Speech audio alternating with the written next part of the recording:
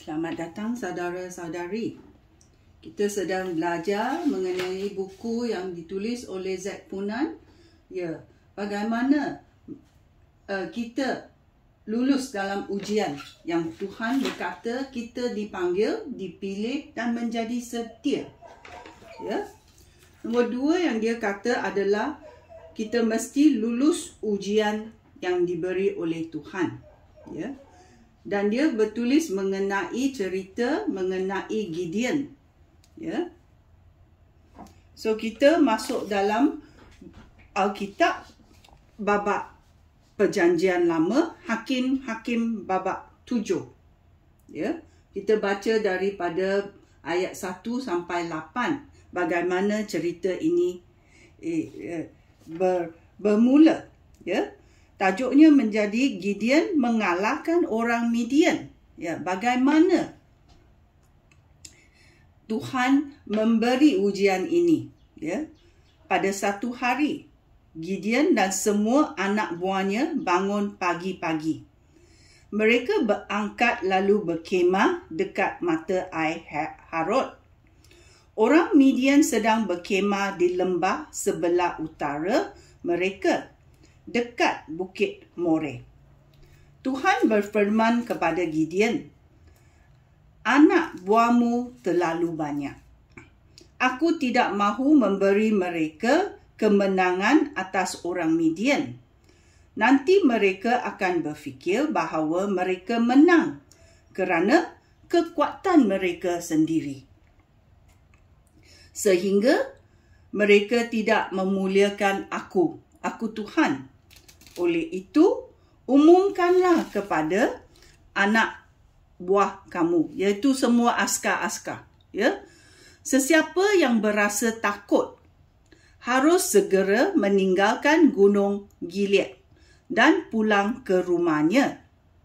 Oleh itu, 22,000 orang pulang. Hanya 10,000 orang yang tinggal. Ya. So kita tahu ada 32,000 orang yang mahu berperang dengan orang Midian di bawah Gideon. Ya. Tetapi Tuhan tahu hati manusia. Oleh itu dia berkata, siapa yang takut boleh balik rumah. Dan 22,000 orang balik rumah. Dan ayat 4 berkata, kemudian Tuhan berfirman kepada Gideon, "Masih terlalu banyak anak buah kamu.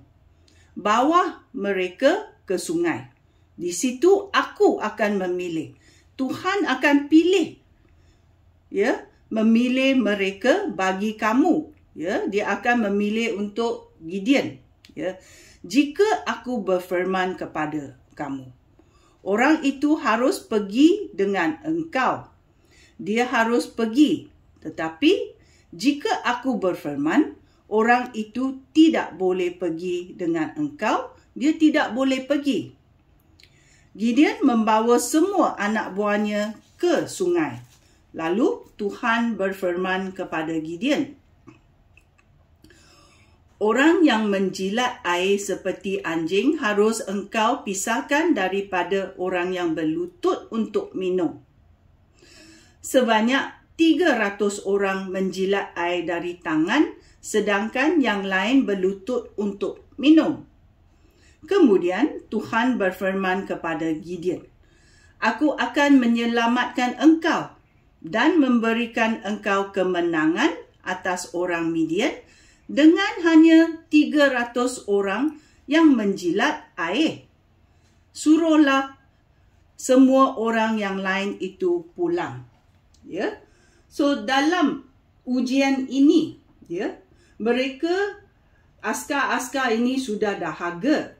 So mereka sampai ke sungai dan mereka mau meluangkan haus mereka.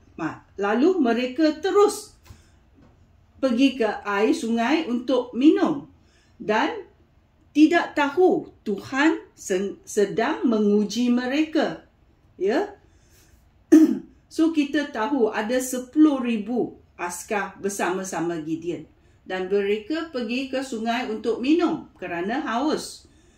9,700 askar disuruh pulang ke rumah. Kerana apa? Kerana mereka sangat dahaga, mereka tidak mengelakkan menengok musuh mereka, mereka minum saja. Dengan tidak melihat hanya 300 orang yang mengambil air dengan tangan mereka untuk minum air, supaya mata mereka masih menjenguk ada ke musuh-musuh di berdekatan. Ini adalah ujian yang Tuhan beri kepada Gideon dan askar-askar mereka. Dalam hidup kita sendiri, Tuhan juga akan memberi ujian kepada kita. Apakah teladan kita? Apakah karakter kita bila kita mendapat wang yang banyak, mendapat keselesaan, mendapat harta, mendapat kesenangan dan lain-lain, mendapat kekuasaan. Apakah teladan kita dalam hidup ini? Adakah ini diberi untuk menguji kita?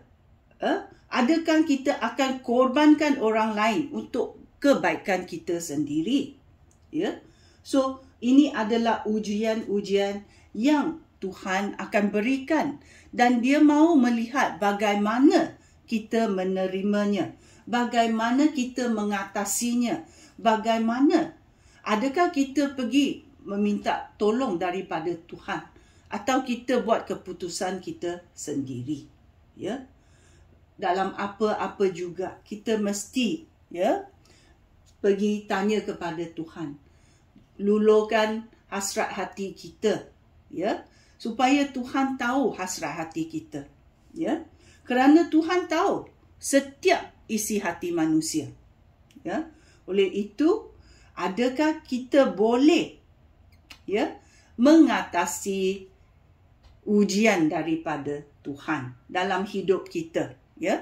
Dalam hidup kita banyak cara-cara Tuhan boleh uji kita. Bolehkah kita berintimate dengan Tuhan untuk berkata, saya datang ke hadirat Tuhan, saya tahu apa yang saya akan buat. Adakah saya boleh melangkahi ujian ini? Kalau kita tidak boleh melangkahi ujian ini, kita diuji sekali lagi. Oleh itu, dalam hidup kita, kita mesti tahu ada ujian daripada Tuhan. Adakah kita boleh mengatasinya? Sekian, terima kasih. Shalom.